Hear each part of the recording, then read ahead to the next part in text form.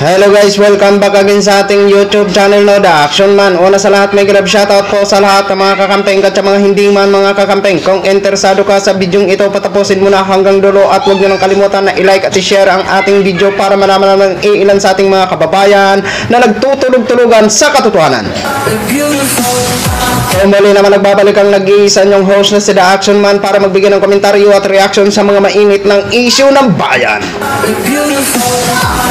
So ito ho mga ka-action, mga kakamping no, ito po, good news po ito, so alam naman po natin sa minsan sa ating mga live ay minsan natatalakay ho natin itong mga minamahal nating mga teachers no, na kung pwede sana ang kanilang kahilingan ay madagdagan ang kanilang mga sweldo. Pero pagdating nga ho sa mga ganyang kahilingan ay ang lagi na lang sinasabi ay pag-aralan dahil sa kakulangan ng budget. Pero ito mga ka-action, good news ho ito. Good news po ito. Dahil hindi naman lingid sa ating kalaman kung gaano kahirap ang ating mga teachers sa pagtuturo. Aside from that, sa mahirap na pagtuturo nila sa ating mga mag-aaral na mga kabataan, may mga ibang teachers na nakapang-assign sa mga liblib na lugar ho, mga ka-action, na kung saan naglalakad pa sila ng isang araw at isang gabi, mga ka-action. May napanood po ako kasi mahilig po talaga ako sa documentary. Lalong-lalo na po kapag wala akong ginagawa, nanonood po ako sa mga documentary nila Cara David. May isa po ako sa napanood ni Cara David at grabe po, naantig po ang aking puso doon. Mabuhay po kayo mga teachers. Kung hindi ako nagkakamali sa lugar ng Tanay, sa Rizal ho, mga ka-action, na kung saan 2 months sila bumababa magmula sa kanilang school na tinuturuan. 3 teacher po ito. Sariwang-sariwa pa po ito na documentary. Siguro mga 2 months ago pa lang. 3 teacher po ito, 2 babae at 1 lalaki. Umiiyak po sila mga ka-action, mga kakamping.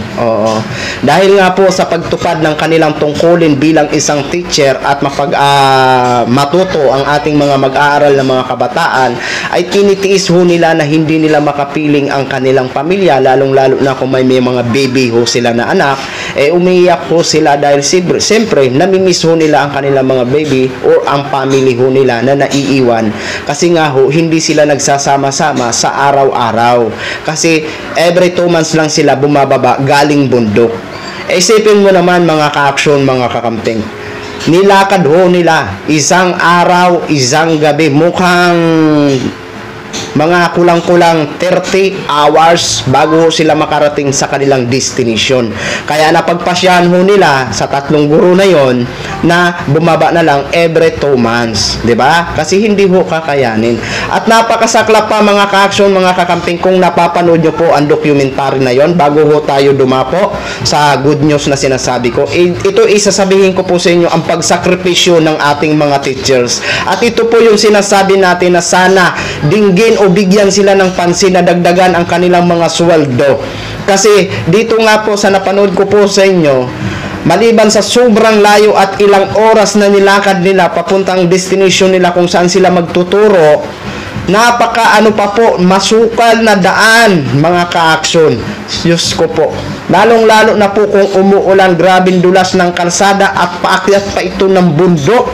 At aside sa madulas pa ang kalsada sa sobrang putik na dinadaanan nila, ang iilan sa mga damo, mga matitinik pa po mga ka-action, mga kakamping. Grabe ang pagsakripisyo ng ating mga teacher para tuparin ang kanilang tungkulin na matuto ang ating mga kabataan na mga mag-aaral. Kaya ito po ang hinihiling natin sa gobyerno, na sana dagdagan naman ang kanilang mga sweldo. Dahil napaka napakasakit po mga ka-action kung ating sila dapat ang parang bigyan ng priority ng gobyerno na itaas lang naman ang kanilang sweldo sa kanilang kahilingan ho mga ka-action. Kasi alam naman po natin na qualified ang ating mga teacher na taasan po sila ng mga sweldo. Maswerte lang ang mga teacher na ang kanilang mga destination o ang kanilang pagtuturo ay nasa mga lungsod. Pero ito yung mga teacher na mga nasa hidden areas ho mga ka-action na nilalakad nila ng ilang oras at nagsasakripisyo ho sila alang-alang sa kanilang tungkulin mga ka-action na sinumpaan. Diba? Eto ho mga ka-action, good news po ito dahil sa halip na may allowance sila na 5,000 per month, ito po ay dinagdagan na ordinoble ni Mr. President Bongbong Marcos at nilagdaan na ang Pagtuturo Act na magiging 10,000 na ang bawat allowance ng ating mga minamahal na mga teachers at mararamdaman po ito sa taon na 2025 to 2026 kaya congratulations po sa inyo. Pero hindi pa ito ang gusto natin mga ka-action. Hindi lang allowance ang dapat itaas sa mga teachers. Dapat ho talaga ang kanilang mga sweldo. 'Di ba? Alam ho natin kung gaano kahirap o naghihirap ang ating mga teachers. Ang iba diyan naglalakbay pa sa karagatan. Ilang oras pa bago makarating sila sa kanilang mga destination. Kaya sana Mr. President Bongbong Marcos, kung hindi man ito maaaksyonan ng DepEd Secretary na si Vice President Sara Duterte, bilang ikaw ay ama ng bansang Pilipinas, sana naman po aproban nyo na po ang nasabing dagdag na sweldo ng ating mga teachers. Okay. O dito ho mga ka-action sa balitang ito, panoorin po natin mga ka-action. Aprobado na ni Pangulong Ferdinand R. Marcos Jr. bilang isang batas ang kabalikat sa Pagtuturo Act. Layon po nitong bigyan ng permanente at mas mataas na teaching supplies allowance ang ating mga guro. Si Alan Francisco sa report. Rise and shine, Alan. Symbolic ang paglagda ni Pangulong Ferdinand R. Marcos Jr. sa kabalikat sa Pagtuturo Act sa Malacanang. Pagkilala ang batas sa sakripisyo ng mga guro sa matagal na panahon. Sa ilalim ng batas na ito, idoblehin ang annual teaching allowance ng public school teachers. Mula yan sa dating 5,000 pesos na magiging 10,000 pesos na walang pataw na buwis. Mararamdaman yan ng mga guro sa school year 2025 to 2026. To our teachers, our students, and the Filipino people, rest assured that this is just the beginning of all that we wish to accomplish for you and for our country. We are constantly looking for and finding solutions to the decades-old problems of our society now, and not just mindlessly flinging the burdens of the present administration to the next administration or to the next generation. Batid ni Pangulong Marcos na matagal nang ginagamit ng mga guro ang sarili nilang pera para sa pagbili ng classroom supplies. It must take an incredible amount of love to sacrifice what little you have for the sake of your students despite having financial worries of your own. With the passage of this law, we are easing some of the burden that you carry each day. Ang kabalikat sa Pagtuturo Act ay patunay lang na nakatutok administrasyon sa education system ng bansa. Nagpapasalamat si Pangulong Marcos sa mga mambabatas na nagsulong sa kabalikat sa Pagtuturo Act. To my fellow workers in the executive branch, this I ask. Let us act now and let us act quickly so we can build a society that we can proudly bequeath to our children and to our people. Let us take this chance and continue delivering the best for a brighter tomorrow for all. Alan Francisco para sa Pambansang TV. Yun na ho mga ka-action, mga kakamping, no? Okay, sa ganitong programa na Pagtuturo Act, maraming salamat po at sa mga senador na nagsulong ho nito.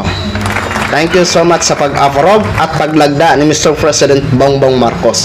Ito yung sinasabi natin mga ka-action, mga kakamping. Huwag ho sana kayong magselos sa akin ha, na lagi natin kinukontent o pinupuri ang ginagawa ng Administrasyong Marcos. Sabi nga natin, magiging flexible ho tayo mga ka-action, mga kakamping, no? Kasi ang ating kalaban ho dito, alam nyo na kung sino ang mga kalaban natin dito pagdating sa issue ng mga bayan. 'Di ba? Alam ho natin, sa mga ganito mga ka-action dapat anuman ang ginagawa ng Administrasyong Marcos para makatulong sa atin, susuportahan ho natin. Wala pong mawawala sa atin kung magsuporta ho tayo sa tama, 'di ba? Basta na sa tama, suportado natin ang administrasyong Marcos. Pero kung may mali na ginagawa na hindi naman tama, na hindi na kaya-aya, dyan ho tayo magboboses, no? Sa ngayon po mga ka-action, neutral ho tayo. Maging flexible ho tayo dahil iisa lang ho ang ating ano dito, ang iilan sa ating mga kaibigan na nasa kabila. No? So kailangan ho natin suportahan ang magagandang programa ni Mr. President Bongbong Marcos. Okay? Kasi ito naman ang gusto natin. Ang bigyan nila ng action ang malalaking issue na kinakaharap dito sa bansang Pilipinas. So sa ating pagbuboses, kasi minsan natalakay ho natin ang mga teachers na kung saan hinihiling natin sa Administrasyong Marcos na sana dinggin ang kanilang mga kahilingan na taasan ang kanilang sweldo, kasi hindi naman dingid sa ating kaalaman mga ka-aksyon na may mga teachers na nagrarally na kung saan sinisigaw nila ang taas sweldo ng kanilang pagserbisyo bilang isang teachers. Pero may iilan sa ating mga kababayan na mga taliwas, no? At iniisip nila ay sila daw ay mga ano daw, yung mga sinasabi nila, mga ano daw sila, mga etc. mga grupo daw yan ng mga alam nyo na. Pero hindi po yan totoo. Sila po ay humihiling ng dagdag sweldo. At yan ang gusto natin na sana dinggin. Hindi lang po ito ang additional allowance. Pero maraming salamat naman, Mr. President, sa dagdag allowance na dinoble nyo po na walang buwis. Diba? Nasaan? 'di ba? Totoo po yung sinabi na minsan ang mga sarili pang pera ng mga teachers natin ang ginagastos para pambili ng supply sa sa eskwelahan ho mga ka-aksyon. Sa laki ba naman ng pondo ng DepEd pero hindi natin maiwasan o totoong nangyayari na ang mga eskwelahan ay kulang sa mga supply. Kaya ang tanong ho natin, nasaan ang malaking pondo ng DepEd taon-taon? Diba? Kaya sana sa mga teachers, maraming salamat po sa inyong pagtupad ng inyong mga tungkulin na matuto ang ating mga mag-aaral na ating mga kabataan ho mga ka-aksyon. At doon sa mga teachers na talagang nagsasakripisyo ng ilang araw o ilang oras bago marating ang inyong mga destinasyon na kung saan magtuturo ho kayo, at ang iba dyan ay naglalakbay pa sa ibang mga isla-isla o tinatahak pa ang ating mga karagatan kahit bagyo, pinipilit nyo, kahit masama ang panahon, pinipilit nyo na makarating sa inyong mga destination dahil sa inyong pagtupad ng inyong tungkulin. Mabuhay po kayong lahat. Saludo po ako sa inyo. Congratulations po sa inyo. Thank you so much. So yun lang ho mga ka-action, mga kakamping knog, share ko lang ho sa inyo. Maraming salamat po sa ating mga viewers Luzon, Visayas at Mindanao all over the world. Ako po ang inyong lingkod, si The Action Man. Have a good day everyone. Beautiful.